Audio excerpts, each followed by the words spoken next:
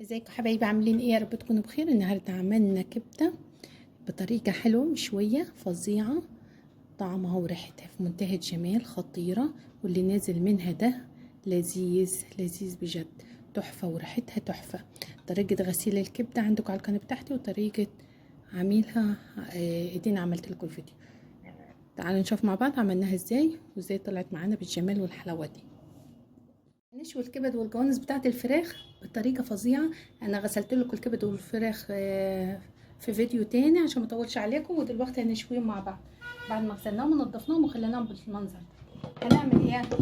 هنجيب شفشة الخلاط، معلش على الدوشه. شفشة الخلاط يا بنات، هعصر فيه نص ليمونه، اعصر فيه نص ليمونه كله في شفشة الخلاط، يعني مش هتغلبك في حاجه. نص ليمونه، بصلايه متوسطه، بصلايه متوسطه، مش تبقى كبيره ولا صغيره. ماشي. هحط نص معلقه فلفل اسود صغير، نص معلقه صغيره فلفل اسود. هحط معلقه توابل شوي فراخ، معلقه تبقى هرميه كده توابل شوي فراخ، معلقه صغيره. بس. وهحط الملح بتاعي، وهحط معلقه صغيره توم باودر. التوم عملناه مع بعض قبل كده، هتلاقوها على القناه بتاعتي. عملنا التوم البودر مع بعضينا على القناه تحت. هحط معلقه صغيره،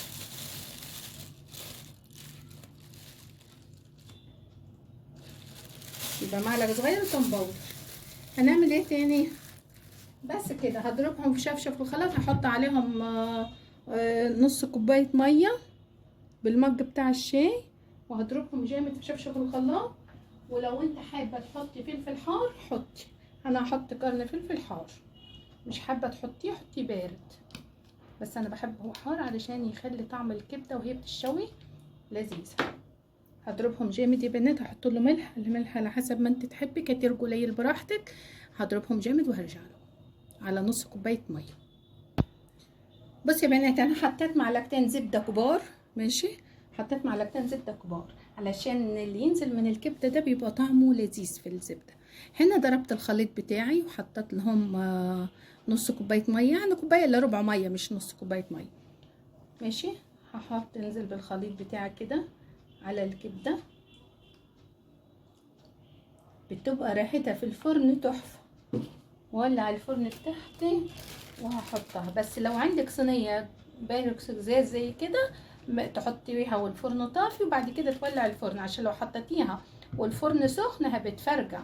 انا بقول الكلام ده عشان البنات الصغيره ما تعرفش. لو عندك صينيه ازاز زي كده بايركس تعمل ايه؟ تحطيها وبعد كده تولع الفرن.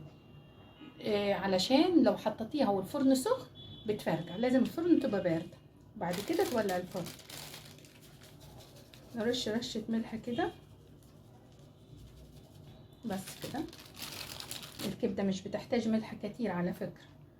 بس كده كلها كده هتندمج من بعضها، وهتلاقي ريحتها تحفه بجد، بتبقى خطيره. اول ما تستوي هوريها لكم. اولع من الفرن من تحت بس. ولما تستوي معايا ممكن تحطي نص كوبايه ميه على حسب الكبده بتاعتك، لما تكون بتاعت فراخ كبيره او صغيره. وممكن تحطي كوبايه الا ربع ميه. انا حطيت كوبايه الا ربع ميه، انا عشان حسيت ان الكبده والقوانص يعني بتاعت فراخ كبيره مش صغيره، فعشان يستوي كويس هدخلها الفرن. ولما تستوي هوريها لكم. بصي يا بنات، شايفين الكبده لما طلعت من الفرن؟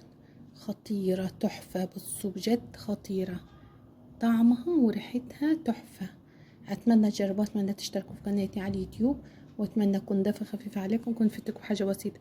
اللي نازل منها ده بيبقى طعمه في منتهى الجمال، بيبقى تحفه، خطير بجد، بيبقى تحفه.